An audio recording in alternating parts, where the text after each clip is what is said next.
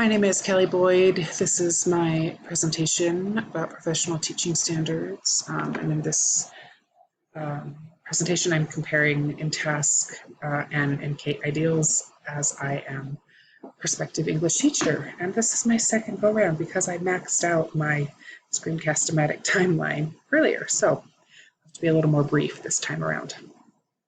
The InTask standards were created by the Council of Chief State School Officers.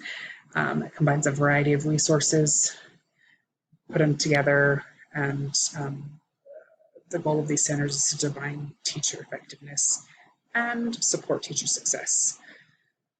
Initially, it was created to support new teachers, but it is now being more widely used for all teachers as a good resource. It's helpful for teachers because in order to satisfy the InTask standards, they need to have essential knowledge. And so teachers have the opportunity to assess the skills that they have and identify deficiencies, which helps them to be more effective teachers ultimately.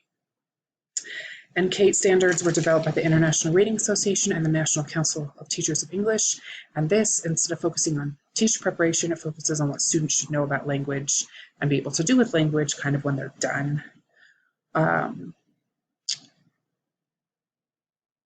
This particular set of standards really identifies specifically what skills and abilities students should acquire. And in an article written by John Codd, he states that the primary goal of educational policy is to enable individual learners to acquire the skills and abilities required for them to perform more effectively.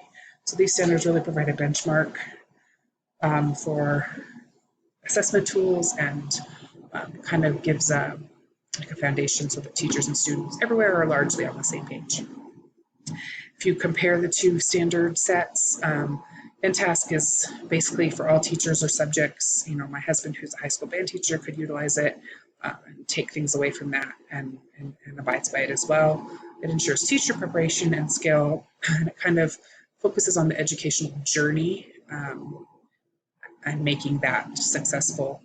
I also find that it's really technically structured. There's lots of charts, there's lots of tables and flow charts, and so that to me was very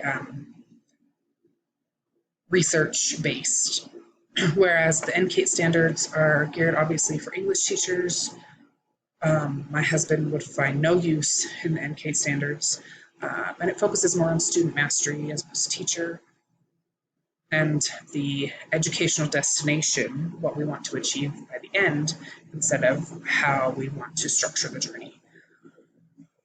This set of standards I've found to be structured really intuitively. I really liked the vignettes at the end where you take a broad look at a scenario and there's a lot of room for interpretation and opportunities for creativity. Both sets of standards, though, synthesize information from many credible sources.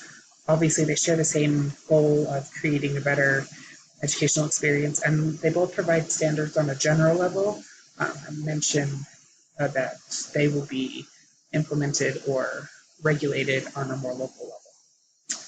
Three common standards that I identified between InTask and NCATE standards are, and actually I'll start with I because you know I'm kind of a nerd that way, but inclusion, integration, and inquiry. You know, inclusion requires teachers to be student-focused and proficient, and it helps students to feel seen and empowered. Integration encourages teachers to, you know, create well-rounded, enriching instructional material, and then in turn, students can be engaged and connected to their learning. And inquiry helps teachers to make better instructional decisions for both teaching and student needs.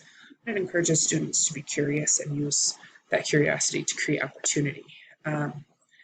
Inclusion can be anything from including people of diverse abilities and cultures, but it also can be including the student and helping foster a sense of ownership for their educational experience, because I think that's a key that's really missing in a lot of educational settings today. Integration, we want to focus on integrating multiple resources and subjects and skills into the English environment, encouraging students to form connections and grow interests. I had a really remarkable middle school experience where I didn't even have an English class. I had a pod of teachers, and I had a science teacher and a history teacher and a math teacher, and English was integrated across all those classes. And we did projects that utilized and integrated all 4 subjects, and it was a really amazing experience for me educationally. Inquiry, we can use it as a tool for assessment and meeting student needs that way, but we can also use it for goal setting and growth and better ways to meet goals. Inclusion is reflected in InTask and Standard 1 about learner development, Standard 2 about learner differences, Standard 3 about learning environments, and Standard 10 about leadership and collaboration. Not coincidentally, all 3 of these all mention learners and inclusion, and in all aspects of the learner's experience, their development, their environments, and the differences that they come with. And then leadership and collaboration really allows sharing the educational responsibilities with parents, community, colleagues, administrators, and the student to pull everyone together for a united purpose. Inclusion is found in NCATE with Standard 2, talking about utilizing lots of different types of literature. 4 and 5 talk about considering the audience when we want students to be able to consider the audience when they're communicating and use mechanics and language that is accessible to the audience. And then Standard 9 about understanding and respecting different types of people, different journeys.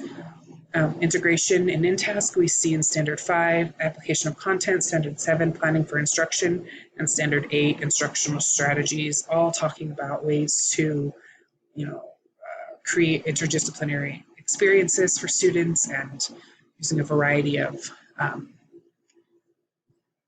ways to support and measure student success and, providing a well-rounded experience so students can really understand what they're learning and apply it in their life. Integration is found in NCATE in Standard 1, 8, and 12. We want learners to receive a wide range of texts from lots of different areas and avenues. We want them to be able to pull information from lots of different places and bring them together in one cohesive communication. We want them to have the ability to use all forms of English effectively. Inquiry is reflected in InTask in Standard 4, content knowledge, Standard 6, assessment, and Standard 10, leadership and collaboration. The idea being it's all about exploration, exploring new ideas, exploring new content, exploring new methods, working as a team to see what's working, what's not working, and really fostering a sense of curiosity. NCATE references inquiry in Standard 3, Standard 7, and Standard 11. We want students to be able to use what they know and lots of different contexts to question and understand and value text, conduct research, asking questions, and then pulling that information together and evaluating it. And we want them to be competent and reflective and creative, both in the classroom and out of the classroom. Professional collaboration, InTask talks about it a lot as teachers collaborating with teachers, and we know that collaboration among teachers improves practice, just like collaboration among learners improves student learning. And it's a really, I see it as a key to being able to fully take advantage of inclusion, integration, and inquiry. NCATE doesn't specifically mention professional collaboration as it is structured more as goals for students, but they do say to achieve these standards, being the NCATE standards, this vision must be shared by all those who have a stake in the future of our schools, not just the ELA teachers who are directly responsible. And so I really like that. And so they allude to professional collaboration and its importance and contributions to achieving the object of the standards.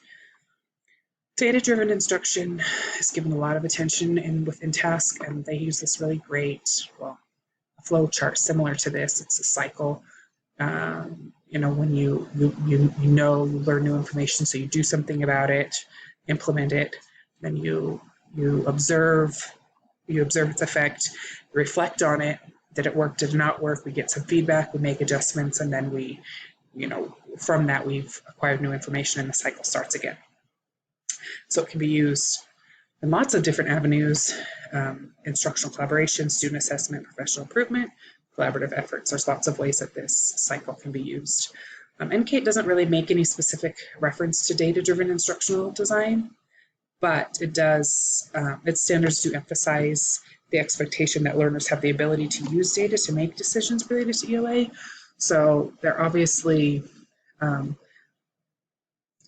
proponents of data-driven decisions, but maybe not data-driven instructional decisions. Those are not specifically referenced.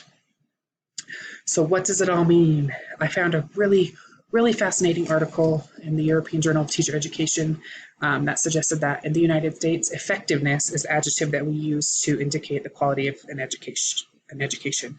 And it's not really expressly, effectiveness is not expressly defined, but we do have extremely detailed and exhaustive scopes for our teaching standards, and the article says that because of that, the U.S. seems to place a premium on measurement, accountability, and research-based practices, which I think is probably true. I'm not sure if that's good or bad, but I think it's true. So then if we're operating under this conjecture, professional teaching standards like in TASC and NCATE, they provide those, the standards provide ways to measure things, ways to be accountable for things, and resources to help implement research-based practices. So these things can help to develop and further the profession. If that's how we measure effectiveness, then abiding by these professional standards can only help to develop the profession. And finally, the standards highlight the importance of inclusion, integration, and inquiry. Students who are taught by teachers who implement these values will receive both an effective education and develop character traits that will help them to make meaningful contributions in life. To me, as a prospective teacher, that's far more important than how many vocabulary words they learn or whether they can diagram a sentence. I really want to help to foster character and a desire to be a good person and do good things. And so I think that the standards play a role in that. I don't think that the standards alone can do that, but I think that they provide a good place to start. And so I want my students to receive an effective education, measured by the state and district level standards. But I also want them to feel like they are coming away with something valuable when they leave. So my references are listed here, and that's it.